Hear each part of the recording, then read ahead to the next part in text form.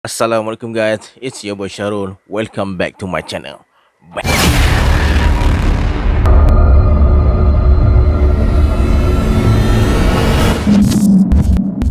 Terima kasih guys sebab dah klik video ni. Tapi sebelum kita lanjutkan perbahasan kita hari ni, aku nak korang subscribe ke channel aku supaya aku lebih bersemangat lagi untuk buat video-video yang menarik lagi pada masa akan datang guys. Tanpa membuang masa, jom let's jump to the story.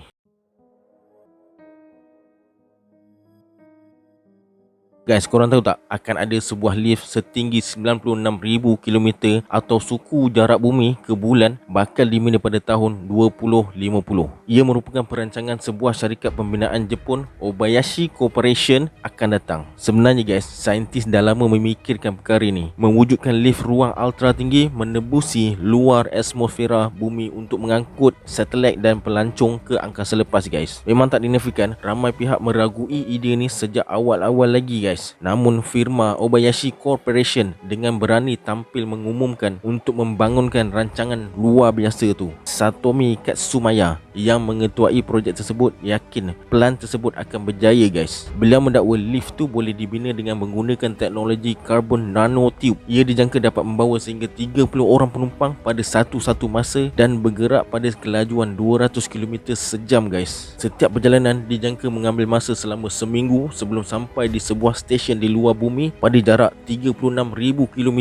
Zero gravity akan dapat dirasai selepas kira-kira 5 hari perjalanan guys. Memandangkan tempoh perjalanan mengambil masa yang agak lama, lift itu turut dicadangkan dilengkapi dengan kediaman dan makmal-makmal. Katsuyama berkata pelancong akan tinggal di stesen berkenaan sementara kumpulan penyelidik dan pakar akan meneruskan perjalanan ke luar orbit. Obayashi Corporation belum menetapkan berapa anggaran kos untuk membina lift tersebut, lokasi pembinaan dan pembiaya bagi membina struktur tersebut. Bagaimanapun, terdapat ura-ura mengatakan kos untuk membina lift angkasa tu adalah sebanyak 9 bilion 500 juta dolar guys. Kalau betul lah jumlah yang dimaksudkan tu guys, korang agak-agak berapa harga tiket untuk naik lift angkasa tu guys. Sebelum ni, Obayashi Corporation telah membina bangunan tertinggi di Jepun yang dinamakan Tokyo Sky Tree setinggi 634 meter. Selain tu, syarikat tersebut juga terlibat dalam pembinaan bangunan Dubai Metro di Emirat Arab Bersatu. Dan terbaru ialah lift angkasa. Macam manalah agaknya diorang boleh fikir dia ni? Dengar macam tak masuk akal. Betul tak guys? Boleh ke tidak diorang realisasikan projek ni? Menurut pensyarah astronomi dan astrofizik dari Pusat Pengajian Fizik Gunaan Universiti Kebangsaan Malaysia, Wan Imran Wan Muhammad Kamil, tujuan pembinaan lift tersebut adalah sebagai satu cara untuk memindahkan atau membawa manusia atau barang dari satu lapisan ke satu lapisan bumi sehingga ke angkasa guys. Berdasarkan perancangan, lift angkasa dibina dengan bahagian bawahnya berada di permukaan bumi, manakala bahagian atas terletak di luar angkasa lepas. Macam lift biasa, lift angkasa juga memerlukan kabel dan gerabak untuk membawa manusia atau barang ke angkasa lepas guys. Wan Imran berkata ide ni lebih hampir untuk direalisasikan. Cuma cabaran yang paling sukar untuk membangunkannya ialah saintis masih mencari bahan yang paling sesuai untuk digunakan membina lift angkasa tersebut. Bahan yang dimaksudkan tu mestilah ringan, kuat dan benar-benar kukuh guys. So macam mana dengan besi pula guys? Dalam kes ni besi tidak boleh digunakan kerana logam diketahui sangat berat dan tidak cukup kuat guys. Potensi sekarang adalah menggunakan teknologi carbon nanotube. Ini kerana sifatnya yang 100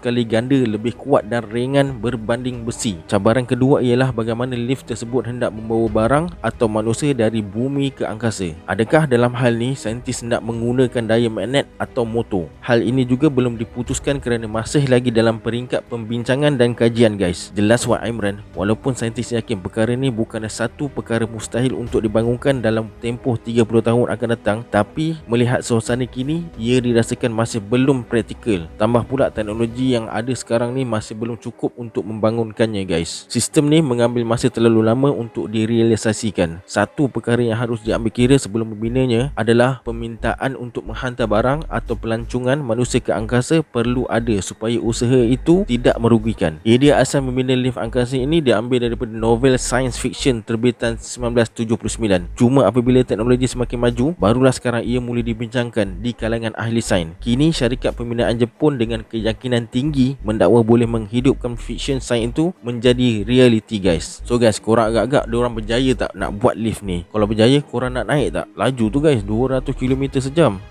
Cuba korang komen kat bawah. Tapi harga tiket mesti riban-riban punya guys. Betul tak?